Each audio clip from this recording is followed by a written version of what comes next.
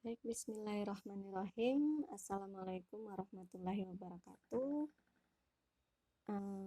Kita mulai pembelajaran selanjutnya ya, untuk keperawatan medikal bedah.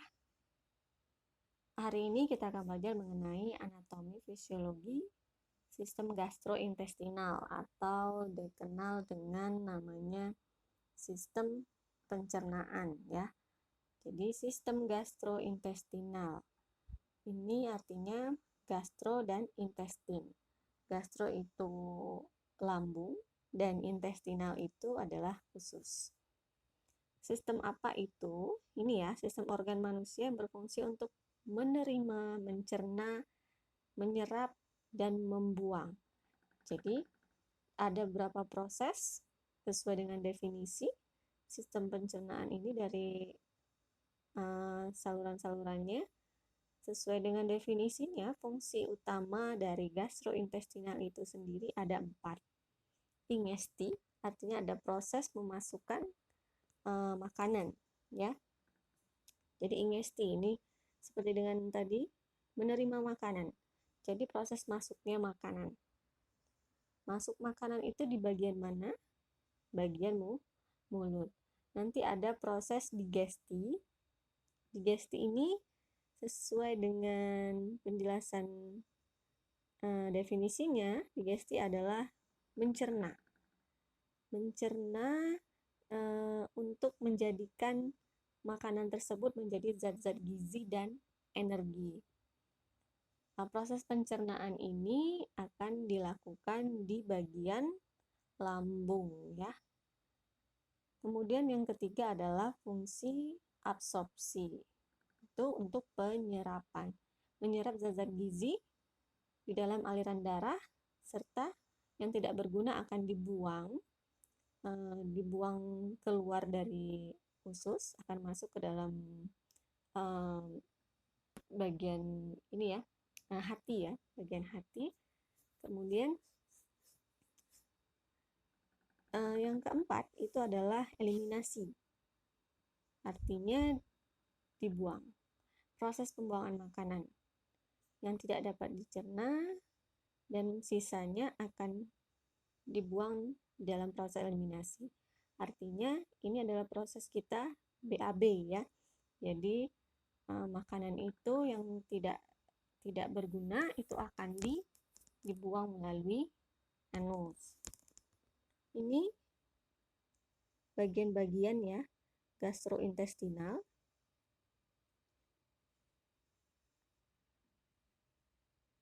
Oke, ini ada oral, kemudian liver, ini ya. Nanti ada pembagian-bagian regionnya. Tapi kalau secara keseluruhan, mulai dari masuk sampai ke anus, ini ya. Ini bagiannya dari mulut, kemudian turun ke esofagus. Dari esofagus itu dia akan sebelumnya melewati paring dulu ya. Kemudian nanti ke esofagus atau kerongkongannya, masuk ke dalam lambung, dicerna, kemudian nanti ke usus. Di usus ada proses penyerapan. Ada usus besar, kemudian ada usus kecil, itu yang di tengah-tengah, itu usus kecil. Nanti baru dari usus kecil, pertama dari usus kecil dulu ya, dari lambung akan masuk usus kecil, kemudian dia akan masuk ke kolon, atau dinamakan dengan usus besar. Nanti sampailah dari kolon itu, kolon ascendant itu yang naik, kemudian kolon transversum itu yang mendatar, kemudian yang turun adalah kolon descendant. Kemudian nanti sampai ke bagian anus, rektum dan anus ya. Ini saluran pencernaan. Ya, panjangnya 9 meter, mulut sampai ke anus ya. Jadi di dinding salurannya itu ada 4 lapisan, lapisan mukosa, submukosa, ada ototnya juga muskular, dan ada selosanya ya. Ini pertama makanan masuk itu melalui mulut. Di mulut itu ada banyak organ ya. Jadi ada organ mulut itu sendiri, bibirnya, kemudian ada giginya, ada lidah, kemudian ada tonsil, ada kelenjar ludah ya di dalam mulut kita. Oke, di situ ada langit-langit ya namanya. Yang kita sering kenal langit-langit itu adalah palatum ya, palatum durum atau palatum mol. Gigi juga banyak jenisnya ya. Ini penjelasannya. Rongga mulut ini palatum mol. Jadi absorpsi nutrisi ini tidak terjadi di dalam rongga mulut. Diingat ya, di mulut itu adalah proses memasukkan makanan. Di sana memang sudah ada terjadi proses analisis, ada proses lubrikasi oleh kelenjar saliva atau kelenjar ludah. Di kelenjar ludah itu ada proses beberapa material itu untuk dicerna, tapi pencernaannya belum secara utuh, hanya material karbohidrat dan lemak. Itu proses di dalam mulut. Tapi kalau di dalam lambung itu sudah penghancuran secara utuh dan dilakukan untuk semua material dari makanan ya. Tapi kalau absorpsi itu belum, tidak ada penyerapan di dalam mulut. Kemudian lidah, ya ini untuk pengecapan ya, dan untuk membolak-balik makanan atau membantu untuk melunakkan makanan. Kemudian lidah ini ada otot-ototnya. Ini ada otot di luarnya yang membantu di bagian rahang. Ada mandibularis ya, stiloid. Kemudian ini bagian-bagiannya. Bagian apex itu bagian yang ujung ya, ujung lidah. Ini ujung lidah, bagian apex. Kemudian ada bagian radix dan bagian lingua. Radix bagian tengah, kemudian dalam bagian lingua. Kelenjar saliva, tadi ada sekresi kelenjar saliva ya di dalam mulut. Ini untuk proses digesti, mencerna makanan, tapi belum secara utuh, hanya untuk karbohidrat dan lemak saja. Di kelenjar saliva ini diproduksi oleh tiga kelenjar ya, kelenjar ludah parotis, kemudian untuk rahang bawah ada submaxillaris, dan di bawah lidah itu ada sublingualis. Fungsinya buat apa? Tadi untuk proses pencernaan, kemudian mempermudah proses penelanan, ya, membantu proses menelan, ada efek antibakteri, kemudian sebagai pelarut, membantu berbicara, kemudian saliva ini penting juga untuk mencegah karies gigi ya. Ini gigi ini banyak jenisnya, ada beberapa jenis dan fungsinya ya. Jadi kalau gigi seri buat motong, gigi taring buat merobek ya. Dan ada lapisan gigi untuk melindungi gigi itu email ya, email lagi. Email, kemudian tulang giginya ada, di bawahnya itu ada akar giginya ya. Faring. Sebelum ke kerongkongan ada faring. Faring dan laring ini berdekatan, jadi ada katup di antara faring dan laring ya, epiglotis. Kalau laring itu untuk proses respirasi, kalau faring ini adalah proses untuk pencernaan. Nih ya, ada namanya nasofaring. Jadi makanan, ya maksudnya masuk itu bisa dari hidung, bisa dari mulut, kemudian dari laring. Jadi prosesnya faring ini ada 3 penghubung. Kemudian dia masuk ke kerongkongan. Dari faring dia masuk ke kerongkongan. Kerongkongan ini ada otot-ototnya. Jadi dia membantu untuk menurunkan makanan sampai ke lambung. Jadi dia hanya membawa makanan. Dibantu dengan otot-otot sirkular sehingga makanan itu bisa turun ke lambung. Jadi nanti ada sphincter, jadi ada penutup ya di bawah berdekatan dengan lambung, menutup jalan dari esofagus ke dalam lambung supaya tidak ada arus balik kayak mudik, arus balik dari lambung untuk keluar lagi ke atas ke esofagus. Ini proses menelan, ada tahap volunternya. Di volunter itu pengunyahan itu ya, menelan. Kemudian faring, proses di faring ya, ada penutupan epiglottis, terus bolus makanan didorong ke esofagus. Kemudian di esofagus dia akan melewati peristaltik, otot-otot sirkular sehingga masuk ke dalam lambung dan sphinkternya tertutup supaya tidak balik lagi makanannya ke atas. Ini gambarnya, nanti bisa dibaca, bisa dilihat. Ini lambung. Lambung ini dia punya otot juga. Otot-otot di dalamnya, kemudian letak lambung. Sebelumnya Ibu akan menjelaskan tentang letak lambung. Lambung ini berada di bagian kiri di abdomen, tepatnya di bawah diafragma. Kalau sudah belajar tentang respirasi, itu ada diafragma ya. Diafragma, paru-paru, ada lapisan bawahnya ada diafragma, kemudian di bawah diafragma itu ada lambung. Di sebelah kiri, ingat di sebelah kiri.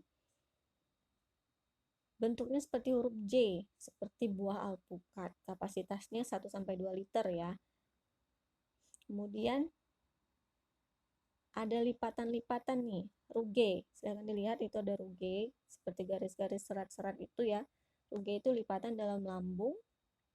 Jadi ada mukosa yang akan masuk ke dalam rugae itu, penyimpanan makanan pada saat lambung itu kosong, berelaksasi. Jadi lambung ini ada 2 otot lingkar atau sphinkternya ya.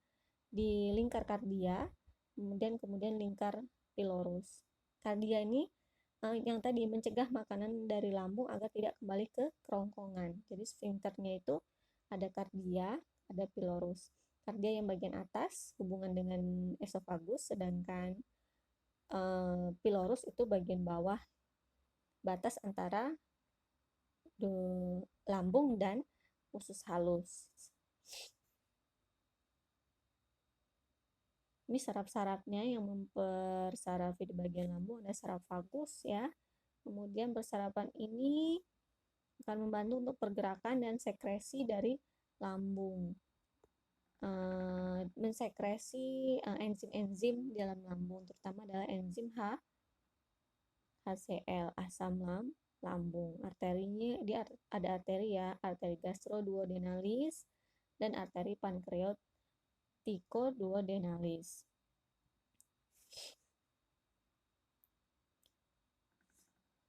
Ini fungsi di dalam lambung, ada fungsi motorik, ada fungsi pencernaan. Fungsi motorik ini dia ada pergerakan ya, artinya mulai dari mencampur makanan, masuk makanan, dicampur, kemudian mengosongkan lambung.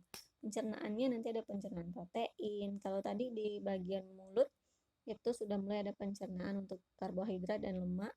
Di dalam lambung itu sudah mulai mencerna protein dan membantu untuk mencerna lebih halus lagi makanan yang lain. Kemudian ada pelepasan sel gastrin ya. Ada mukus untuk membantu melicinkan makanan dalam lambung. Sekresi cairan dalam lambung. Jadi ada fase sepalik, menyiapkan kedatangan makanan, durasinya sangat pendek ya. Sangat pendek sekali, dia hanya menyiapkan dengan cara meningkatkan volume di dalam lambungnya. Mulai dia siapkan, kemudian sudah mulai merangsang pelepasan gastrin ya oleh sel-sel G, itu hormon-hormon yang membantu untuk melakukan pencernaan dalam lambung. Kemudian fase gaster ini mulai mengeluarkan sekresi. Kalau tadi stimulus dirangsang, dia sudah mulai mengeluarkan sekresinya. Fase ini berlangsung 3-4 jam ya. 3-4 jam, kemudian nanti baru di fase intestinal. Kalau di gaster 3-4 jam itu di lambung dicerna ya. Jadi pencernaan di lambung. Jadi makanan itu tidak langsung serta-merta saja dia keluar. Misalnya kita makan, kemudian turun. Pada saat kita BAB, kita mules mau BAB, yang keluar adalah makanan yang tadi. Bukan. Jadi prosesnya lama. Jadi di dalam lambung itu aja 3-4 jam dia akan mencerna. Belum lagi di intestinal, di usus. Di usus itu perlu waktu yang berjam-jam, tidak ada batasan waktunya ya untuk penyerapan makanan. Nih usus halus. Usus halus ini usus yang lipat-lipat melingkar-lingkar panjang ini ya. Dalam tubuh kita jadi ada usus 12 jari itu kan intestinalnya. Ini fungsinya adalah untuk absorpsi. Absorpsi cairan, elektrolit dan unsur makanan, tetapi utamanya adalah untuk mencerna, untuk mengabsorpsi unsur makanan. Tugas utamanya, jadi dia menyerap sari-sari makanan. Jadi ada berapa liter cairan, dia ada menyerap sedikit, tapi lebih banyak akan menyerap makanan terdiri atas karbohidrat, lemak, protein. Ya, setelah itu nanti penyerapannya dia akan masukkan ke dalam hati. Di dalam hati nanti akan diolah, disebarkan melalui pembuluh darah yang berguna untuk organ-organ tubuh. Yang tidak berguna akan dibuang ke dalam apa nih yang di bagian belakang hati. Kalau beli ayam itu kan ada yang pahit-pahit, nah apalah tuh? Silahkan dijawab.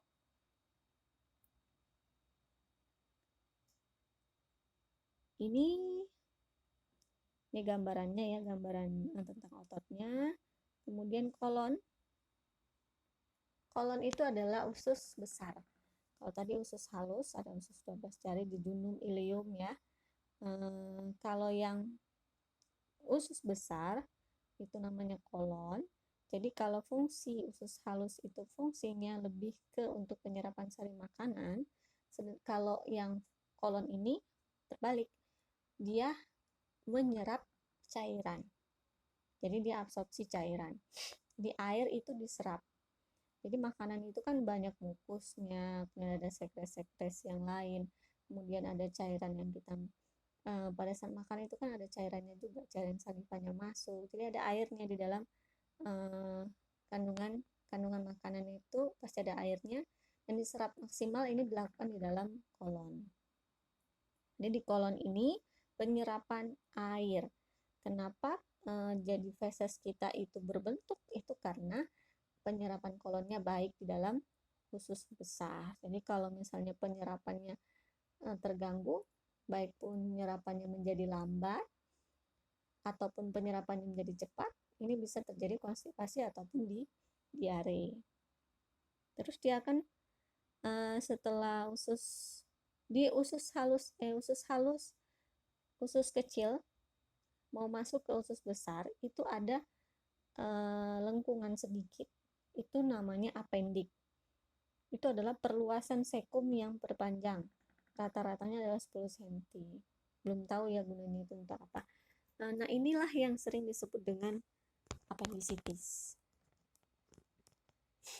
Kemudian rektum. Rektum itu berfungsi sebagai tempat penyimpanan sementara feses. Jadi setelah usus besar, kolon itu akan masuk ke rektum dulu, baru ke anus. Disimpan sementara di sana. Nanti kalau sudah penuh, nanti dia akan merangsang untuk dikeluarkan melalui anus. Nah, ini jawaban untuk yang ibu tanya tadi. Jadi ada organ aksesoris pencernaan, hati, kemudian pankreas dan kantung empedu.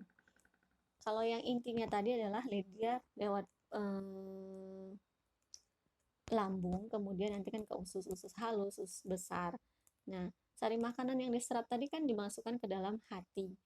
Hati itu disalurkan ke pembuluh darah melalui vena porta. Nah, yang tidak berguna atau yang tidak digunakan itu akan dimasukkan ke dalam kantung empedu. Ya, kantung empedu untuk membantu pencernaan yang lain. Jadi ada pembuangan limbah di dalam kantung empedu. Untuk pankreas dia membantu untuk menghasilkan enzim pencernaan sehingga bisa membantu fungsi pencernaan jadi lebih baik. Nah, jadi organ-organ ini bukan organ utama dalam proses pencernaan makanan, tapi untuk menyalurkannya, untuk membantu proses pencernaan itu ada organ-organ aksesoris. Inilah organnya, ada hati, pankreas, dan kantung empedu.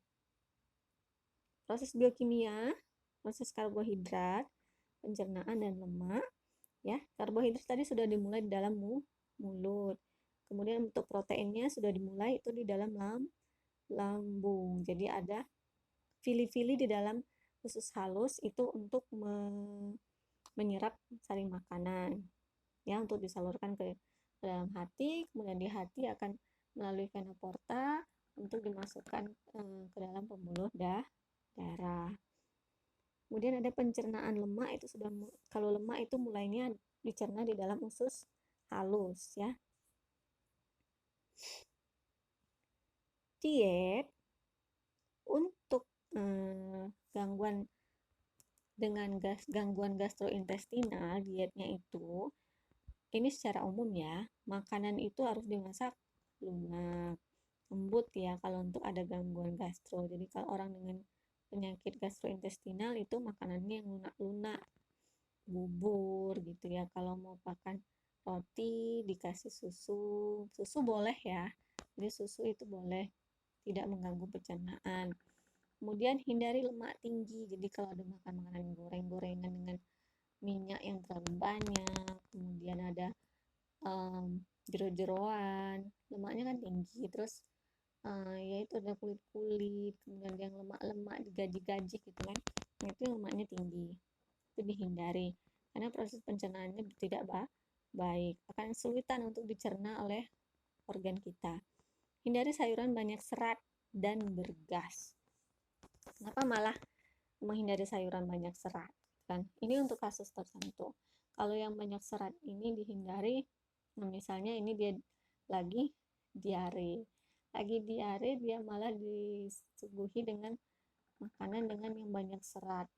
Nah ini jadi tambah lancar diarenya ya kan. Kalau untuk serat itu untuk memperlancar BAB. Kalau serat itu kan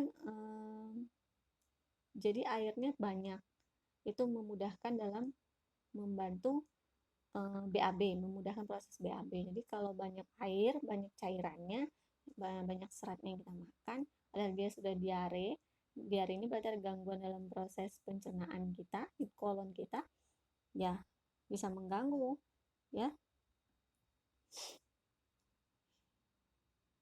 Yang bergas juga, yang bergas, yang pedas ya, yang berpengawet, minuman bersoda, itu yang makanan yang merangsang atau membuat kerja organ gastrointestinal kita menjadi lebih keras, padahal kita sudah mengalami gangguan pencernaan. Dan ini untuk diet, ini adalah diet untuk pasien-pasien yang mengalami gangguan pencernaan secara umum ya, mau diare, mau hepatitis, mau apa, ini semua. Farmakologinya, jadi ada ini farmakonya secara umum juga ya, ini lambung, ada yang kita gunakan banyak di bagian lambung, kemudian ada yang bisa bekerjanya di bagian usus, kemudian ada yang secara umum, ada OINS ya.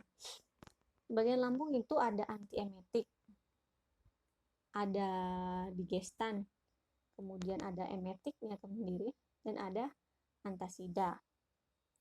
Bagian usus ada absorben, demulsen, ada laksatif, anti diare. Nah, antiemetik nih yang lambung. Emetik, emesis ya. Emesis artinya muntah.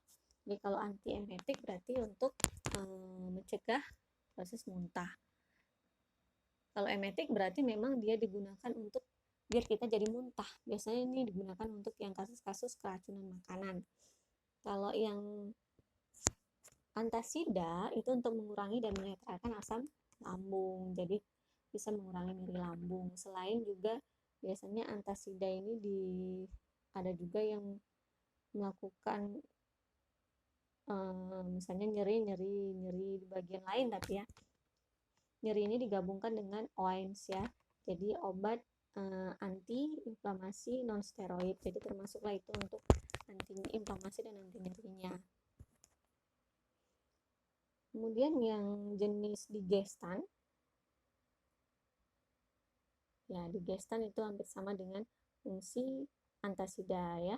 Kemudian ada jenis adsorben untuk bagian usus dan demulsen. Kalau obat adsorben ya, adsorben dan demulsen. Kalau digestan tadi untuk memperlancar proses pencernaan ya. itu untuk bagian absorben. Jadi itu penyerapannya. Penyerapan apa yang diserap? Obat ini secara fisik mampu menyerap racun. Jadi obat ini absorben, menyerap racun dan zat lain yang melekat pada permukaan. Jadi dia membantu untuk menyerap sesuatu yang mengganggu di bagian organ kita, organ pencernaan ya.